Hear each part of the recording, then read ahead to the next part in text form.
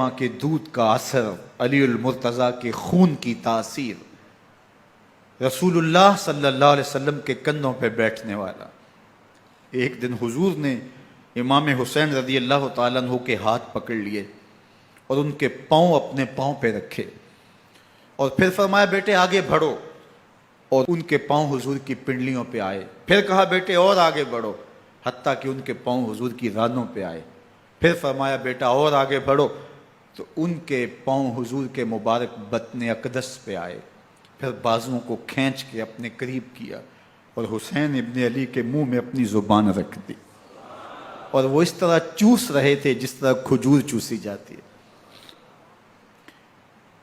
تو اللہ کے محبوب علیہ السلام نے حسین ابن علی کو اپنی زبان کا لعاب دہن دے کر کے، وہ شیر رحمت دے کر کے، وہ کوثر و تسلیم سے پاکیزہ تر آب رحمت عطا کر کے ان کی ہمیشہ کے لیے پیاس بجھا دی، تاکہ کل کربلا کے تپتے ہوئے ریگزار میں حسین ابن علی کو پیاس کی شدت تنگ نہ کرے اور پائے استقلال میں لغزش نہ آنے پائے۔ ان نازوں سے پالے ہوئے حسین کو، ان محبتوں سے پالے ہوئے حسین ابن علی کو امتحان بھی اتنے بڑے درپیش تھے۔ یاری تیری سونا پر ازمیشاں تیریاں اگ، سونا پرکھیا جامدہ ہے نال اگاں دے لگ۔ جتنا بڑا شخص ہوتا ہے اتنی آزمائشیں بھی بڑی ہوتی ہیں۔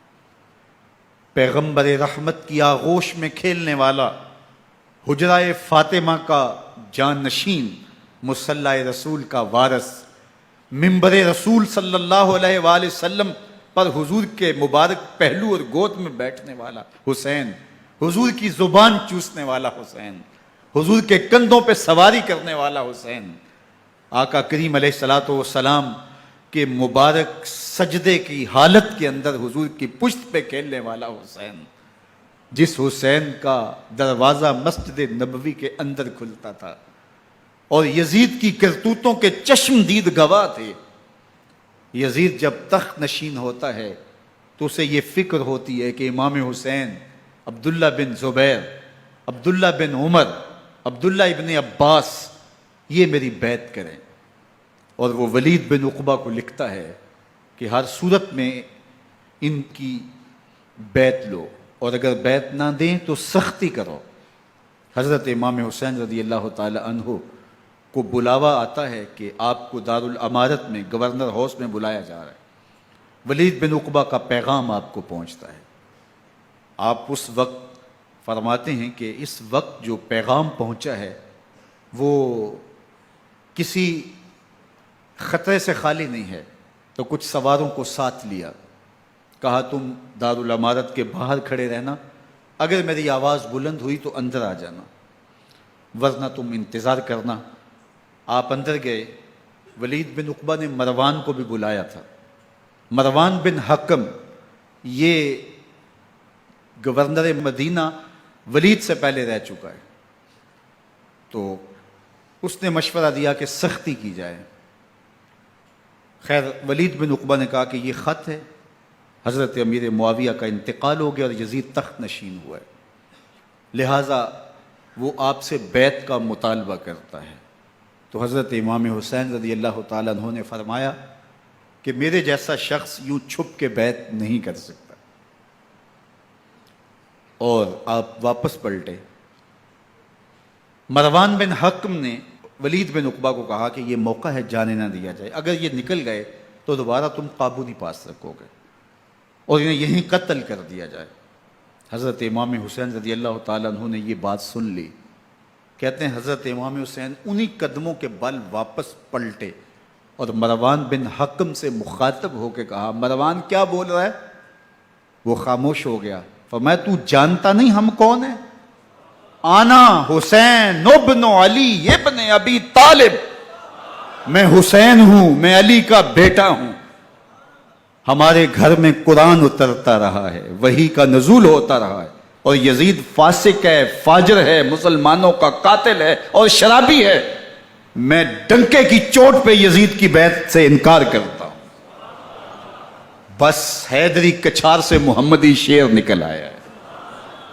اب اوسان خطا ہو گئے، راستہ چھوڑ دیا، واپس آئے، سیدہ زینب سے ملے، کہا مدینے کو چھوڑنا پڑے گا. کہا بھیا کیا ہوا؟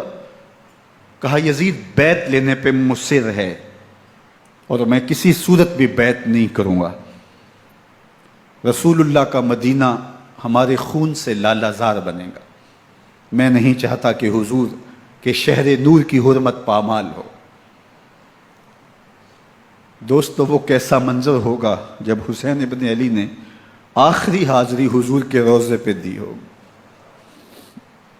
حاجی یا معتمر 10 دن کے لیے، 8 دن کے لیے، 20 دن کے لیے مدینہ المنورہ عارضی سکونت اختیار کرتا ہے اور حضور کے روضہ انور سے، اس شہر نور سے، ان گلیوں سے، ان بام و در سے ایسا مانوس ہو جاتا ہے کہ جب واپس پلٹ رہا ہوتا ہے ان دعاؤں کے ساتھ کہ دوبارہ آنا بھی نصیب ہو، اور اسے لگتا ہے کہ میں دوبارہ بھی بلایا جاؤں گا، لیکن اس کے باوجود شہر حبیب چھوڑنا قیامت سے کم نہیں ہوتا. اعظم چشتی مرحوم آخری بار جب حضور کے روضہ انور پہ گئے تو بیمار تھے، ویل چیئر پہ تھے. باب بقی سے باہر نکلے تو خادم سے کہا کہ میری ویل چیئر پیچھے سے کھینچو تاکہ میرا رخ روضہ انور کی طرف رہے. اور وہ پیچھے سے کھینچتا چلا جا رہا ہے، اور جب باب مکہ سے پیچھے جنت البقیع کے قریب سے گنبد خضرا نگاہوں سے اوجل ہونے لگا تو اعظم چشتی مرحوم نے کہا جان بدن سے نکلتی ہے اعظم، جان بدن سے نکلتی ہے اعظم، کوئی آسان ہے مدینے سے جدا ہونا، کوئی آسان ہے مدینے سے جدا ہونا. یہ اس شخص کی کہانی ہے جو 10 دن، 5 دن، مہینہ، 2 ماہ وہاں رہتا ہے اور پھر اس شہر کو چھوڑ کے آنا اس کے لیے آسان نہیں ہوتا. اور مجھے بتاؤ کہ حسین جو پیدا مدینے میں ہوا، جس کے گھر کا دروازہ مسجد نبوی کے اندر کھلتا تھا، جو مسجد نبوی کے اندر پرورش پا کے جوان ہوتا ہے اور مدینے کی گلیوں میں کھیلتا رہا، اس حسین ابن علی کے لیے مدینہ چھوڑنا، اور پھر وہ اس بات کا علم اور شعور رکھتے تھے کہ یہ آخری بار حضور کے در پہ حاضری ہے، دوبارہ اس شہر نور میں نہیں آ سکوں گا، تو کیا قیامت ہوگی اور کیا منظر ہوگا. محمد بن حنفیہ کے علاوہ خاندان نبوت کے جتنے لوگ تھے ان سب نے شہر مدینہ کو الوداع کہا، اور رات کے موقع میں مدینہ المنورہ کو، مسجد نبوی کو چھوڑ کر کے مکہ کی جانب عازم سفر ہوئے. 3 شعبان المعظم کو مکہ المکرمہ پہنچتے ہیں. ادھر کوفیوں کے خطوط آنے شروع ہو جاتے ہیں. حضرت امام حسین رضی اللہ تعالیٰ عنہ مسلم بن عقیل رضی اللہ تعالیٰ عنہ کو صورتحال معلوم کرنے کے لیے بھیج دیتے ہیں. 40,000 کوفی آپ کے ہاتھ پہ بیعت کر لیتے ہیں. ادھر 25 پیدل حج کرنے والے حضرت امام حسین 8 ذی الحج کو احرام باندھتے ہیں، لیکن آپ کو پتہ چلتا ہے کہ حاجیوں کے روپ میں قاتل چھپا دیے گئے، تو آپ اس احرام کو حج کی بجائے عمرے میں بدلتے ہیں اور کوفے کی جانب عازم سفر ہوتے ہیں. کائنات والو ذرا سینے پہ ہاتھ رکھ کے دیکھو کہ یہ کتنا مشکل مرحلہ تھا. اس دین کی آبرو کو بچانے کے لیے حضرت امام حسین رضی اللہ تعالیٰ عنہ نے کتنا بڑا قدم اٹھایا. آپ کے بہیخہ دوست احباب عبداللہ بن عمر یہ سارے روکتے ہیں. عبداللہ بن عباس کہتے ہیں حضرت نہ جائیے. الکوفی لا یوفی، کوفی کبھی وفا نہیں کرتے. آپ کے والد کو وہاں شہید کیا گیا، لیکن آپ ایک فرض کو نبھانے جا رہے ہیں. میرے غم گسارو، میرے مہربانوں، نہ روکو مجھ کو جانے دو، مجھے نانے کے دی کی ڈوبتی کشتی بچانے دو، میں جاتا ہوں کہ دنیا پر وفا کا نام رہ جائے، میں رہوں نہ رہوں پر عظمت اسلام رہ جائے۔ میں نہیں جاتا تو نبی کے گھر کی آن جاتی ہے، میں نہیں جاتا تو نبی کے گھر کی آن جاتی ہے، تمہارا دین جاتا ہے میری غیرت ایمان جاتی ہے۔ حضرت امام حسین یہاں سے چلتے ہیں، ابھی راستے میں ہی پہنچتے ہیں کہ یہ خبر آتی ہے کہ کوفے والوں نے بے وفائی کر دی، حضرت مسلم بن عقیل رضی اللہ تعالیٰ عنہ کو شہید کر دیا گیا، نعمان بن بشیر معزول کر دیے گئے، ابن مرجانہ ابن زیاد وہاں متعین کر دیا گیا جو سخت گیر شخص تھا، اور اس نے لوگوں کو ڈرایا دھمکایا اور کوفے کے لوگوں کے دل بدل گئے اور وہ بیتیں توڑنے لگے۔ وہ منظر مسجد کوفہ کا کتنا دلگداز تھا، جب امام نماز کے لیے کھڑے ہوئے تو 40,000 لوگ آپ کے پیچھے تھا، جب سلام پھیرا اور امام نے دیکھا کہ پیچھے لوگ نہیں ہیں، پھر لوگوں نے اپنے دروازے بھی بند کر لیے۔ رات کی تنہائیاں ہیں اور حضرت مسلم بن عقیل کو کوئی پناہ دینے والا نہیں ہے، لوگوں نے دروازے بند کر لیے کہ کہیں ہمارے گھر میں نہ آ جائیں اور ہم مشقت اور حکومتی تشدد کا شکار نہ ہوں۔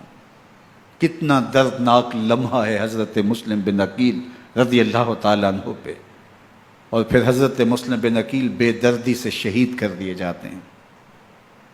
آپ ابھی راستے میں ہیں، یہ ساری کہانی پہنچتی ہے کہ حضرت مسلم شہید کر دیے گئے اور بے دردی سے شہید کر دیے گئے۔ وہ جنہوں نے خط لکھے تھے کہ ہم آپ کے ساتھ ہیں اور ہم منتظر ہیں، چشم برا ہیں، آپ کے قدموں کی چاپ سننے کے لیے بےتاب ہیں، آج انہوں نے بیتیں توڑ دی، 40,000 کوفی منحرف ہو گئے۔ مسجد کوفہ کا وہ منظر کس قدر روح کو تڑپا دینے والا تھا۔ ہم پچھلے سال عصر اور مغرب کے درمیان جب کوفہ پہنچے تو سورج ڈوبنے کے قریب تھا۔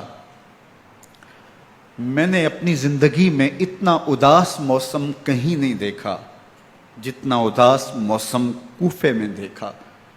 ایسے لگتا تھا جس طرح کوفے کی آب و ہوا آج بھی شرمندہ ہے۔ جو مسلم بن عقیل اور خاندان نبوت کے ساتھ اہل کوفہ نے کیا، حضرت امام حسین رضی اللہ تعالیٰ عنہ کو ان کے بہی خواہوں نے، اعزاء نے، اقربا نے، دوستوں نے، آوان و انصار نے، ساتھیوں نے کہا کہ حضرت حالات یکسر تبدیل ہو گئے، اب ہمیں مراجعت کر جانی چاہیے، واپس پلٹ جانا چاہیے۔ تو حضرت امام حسین کافی سوچ بچار میں رہے، پھر اس کے بعد آپ نے فیصلہ کیا کہ ہم آگے بڑھیں گے۔ دوستوں نے کہا کہ حضرت اگر آپ آگے بڑھیں گے تو ہمیں لگتا ہے کہ وہ آپ کے ساتھ سلوک اچھا نہیں کریں گے اور آپ بچوں کے سامنے پیاس سے شہید کر دیے جائیں گے۔ تو حضرت امام حسین رضی اللہ تعالیٰ عنہ نے وہاں ایک خطبہ ارشاد فرمایا کہ لوگوں تم جو مجھے بتا رہے ہو مجھے اچھی طرح معلوم ہے، جو تم مجھے منظر پیش کر رہے ہو وہ میری نگاہوں میں ہے، اور جو کچھ ہونے والا ہے چشم تصور وہ منظر دیکھ رہی ہے۔